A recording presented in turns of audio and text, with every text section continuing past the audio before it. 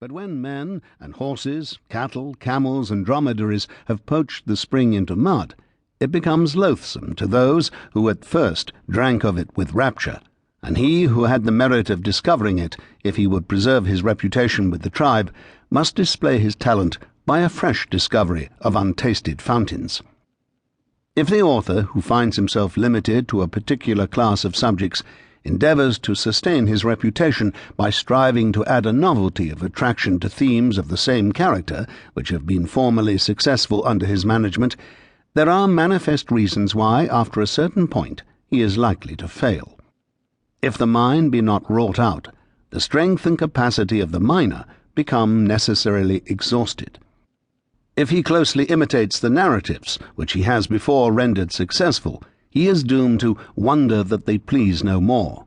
If he struggles to take a different view of the same class of subjects, he speedily discovers that what is obvious, graceful, and natural has been exhausted. And in order to obtain the indispensable charm of novelty, he is forced upon caricature, and, to avoid being trite, must become extravagant. It is not perhaps necessary to enumerate so many reasons why the author of the Scottish novels, as they were then exclusively termed, should be desirous to make an experiment on a subject purely English.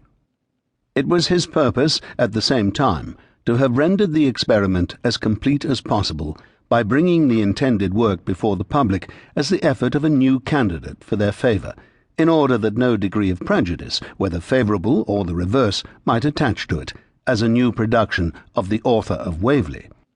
But this intention was afterwards departed from, for reasons to be hereafter mentioned. The period of the narrative adopted was the reign of Richard I,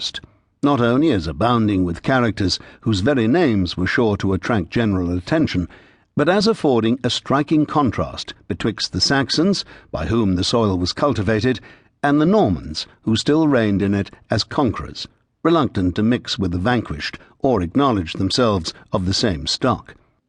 The idea of this contrast was taken from the ingenious and unfortunate Logan's tragedy of Runnymede, in which, about the same period of history, the author had seen the Saxon and Norman barons opposed to each other on different sides of the stage.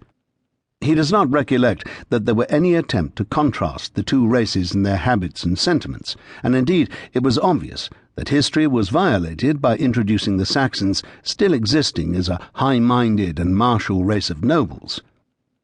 They did, however, survive as a people, and some of the ancient Saxon families possessed wealth and power, although they were exceptions to the humble condition of the race in general.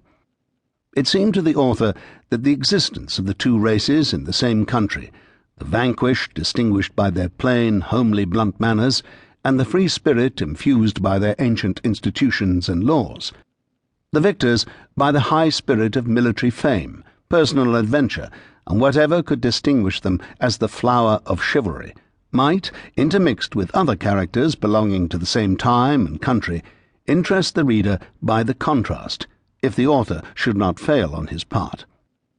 Scotland, however, had been of late used so exclusively as the scene of what is called historical romance, that the preliminary letter of Mr. Lawrence Templeton became in some measure necessary.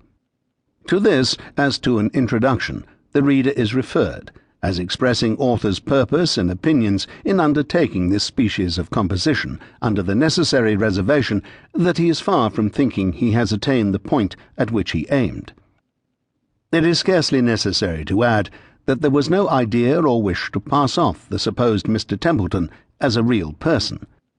but a kind of continuation of the Tales of My Landlord had been recently attempted by a stranger, and it was supposed this dedicatory epistle might pass for some imitation of the same kind, and thus putting inquirers upon a false scent,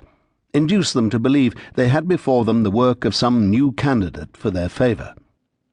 After a considerable part of the work had been finished and printed, the publishers, who pretended to discern in it a germ of popularity, remonstrated strenuously against its appearing as an absolutely anonymous production, and contended that it should have the advantage of being announced as by the author of Waverley. The author did not make any obstinate opposition, for he began to be of opinion with Dr. Wheeler in Miss Edgeworth's excellent tale of